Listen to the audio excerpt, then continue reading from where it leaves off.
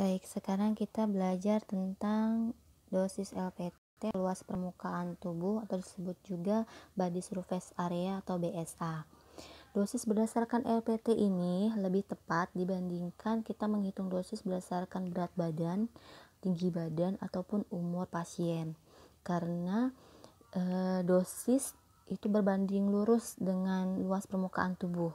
Semakin luas permukaan tubuhnya, maka tempat-tempat untuk menyerap pun akan semakin luas, sehingga membutuhkan obat yang relatif lebih besar. Untuk rumus LPT sendiri adalah biasa menggunakan rumus De Bois, yaitu akar berat badan dikali tinggi badan per 3600.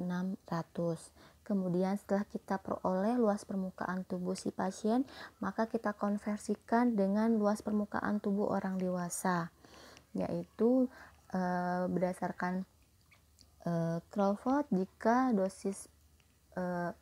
luas permukaan tubuh orang dewasa adalah 1,73 meter persegi. Ada juga menurut UI yaitu 1,75 meter persegi. Yang mana yang lebih bagus tergantung dari dokter penulis resep, rumus mana yang digunakan. Oke, sekarang setelah kita ketahui rumusnya, ini rumus adalah ketetapan, jadi memang harus dihafal. Kita contoh kasus. Di sini contohnya adalah resep yang diresepkan oleh dokter, Tomid 20 mg dengan sekali minum hanya sekali sehari 1 bungkus, di mana pasien atas nama Asep mempunyai berat badan 45, tinggi badan 130 cm. Dan dosis lazim untuk Tomid ini, dosis dewasa lazimnya adalah 3 kali sehari 10 mg. Lalu maka kita hitung berapa dosis yang dibutuhkan Asep berdasarkan perhitungan luas permukaan tubuhnya.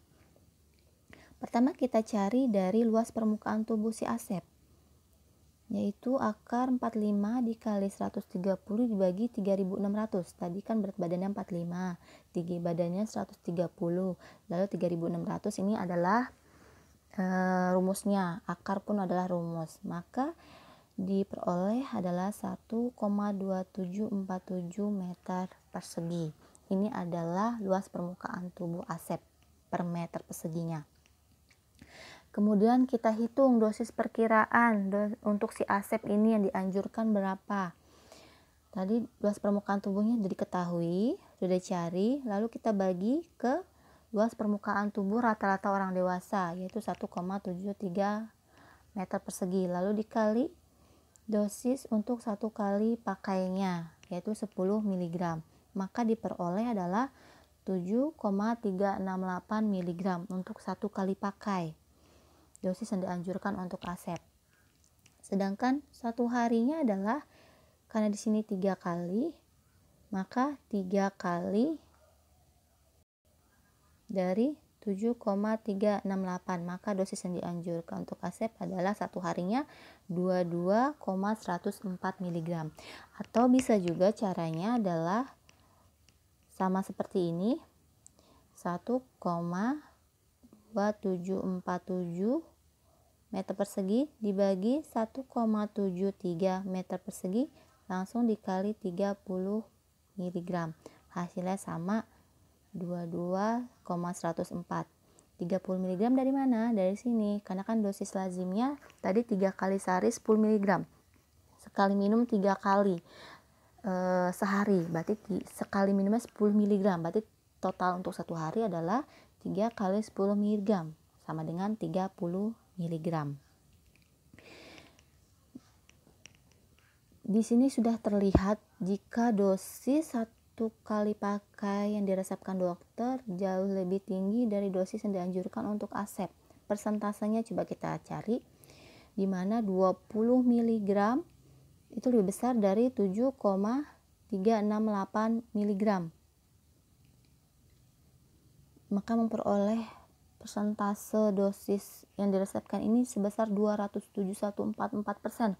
Artinya hampir 3 kali dosis yang diresepkan dokter itu dari dosis yang dianjurkan untuk si Asep berdasarkan luas permukaan tubuh.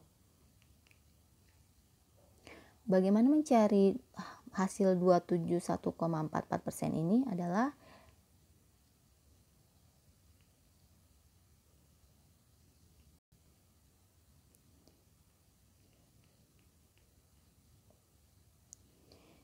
(20 mg per 7,368 mg dikali 100%. Maka diperolehlah 271,44%.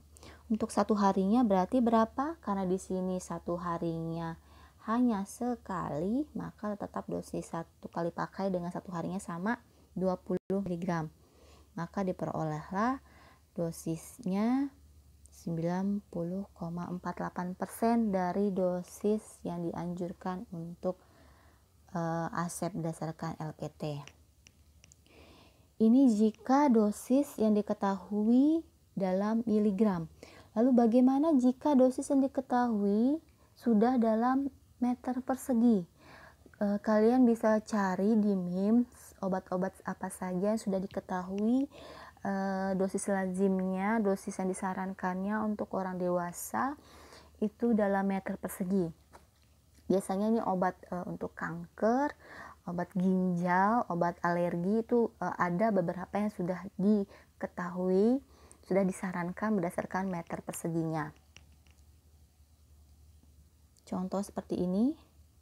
Tomid 20 mg sama seperti tadi, hanya di sini diketahui dosis dewasa untuk tomid adalah 30 mg per meter persegi dalam 3 dosis terbagi. Ini hanya percontohan ya, misalkan, tetapi untuk lebih bukan untuk dosis sebenarnya si tomid ini. Ini hanya untuk contoh perhitungannya. Untuk lebih jelasnya kalian nanti bisa cari dosis-dosis mana saja yang diketahui dalam meter persegi. Maka diperoleh untuk LPT si ASEP ini tadi 1,2747, maka dosis untuk satu kali pakainya berapa sih? Dosis lazimnya, kita lihat dulu dosis lazimnya. Kan di sini satu harinya 30 mg per meter persegi. Dibagi dalam 3 dosis. Berarti kalau untuk satu kali pakainya adalah 30 mg per meter persegi dibagi 3, hasilnya adalah 10 mg per meter persegi untuk satu dosis atau untuk satu kali pakai. Kemudian kita lihat perhitungan dosis untuk si ASEP ini yang dianjurkan berapa. Luas permukaan tubuh si ASEP langsung saja dikali dari dosis satu kali pakai si tomid ini, tidak perlu lagi dibagi 1,73 ataupun 1,75 karena dosis lazim atau dosis maksimalnya ataupun dosis yang dianjurkan untuk orang dewasa sudah diketahui dalam meter persegi. Jadi langsung saja dikalikan oleh dosisnya. Maka diperolehlah 12,747 mg. Perolehan satuan pun kita lihat dapat dari miligram dari mana? Ini meter persegi kan kita coret.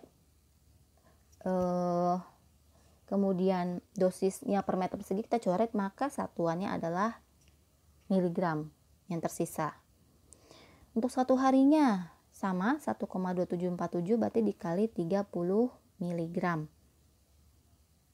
Karena satu harinya 30 mg, maka diperoleh 38,241 mg.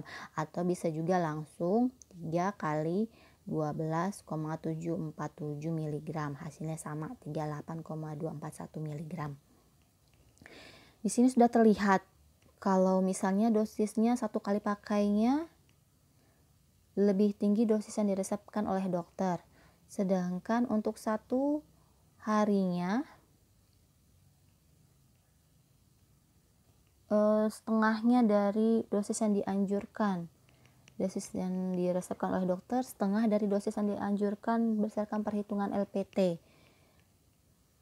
Perhitungannya sama seperti yang di atas, maka diperoleh satu kali pakai 156,89, sedangkan satu harinya 52,29%. Lalu berarti apakah dosis tersebut bisa digunakan atau tidak? Tergantung dari tes tengah obat tersebut.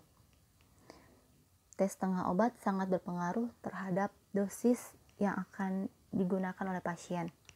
Apakah masih bisa digunakan atau tidak dengan aturan minum yang diresepkan.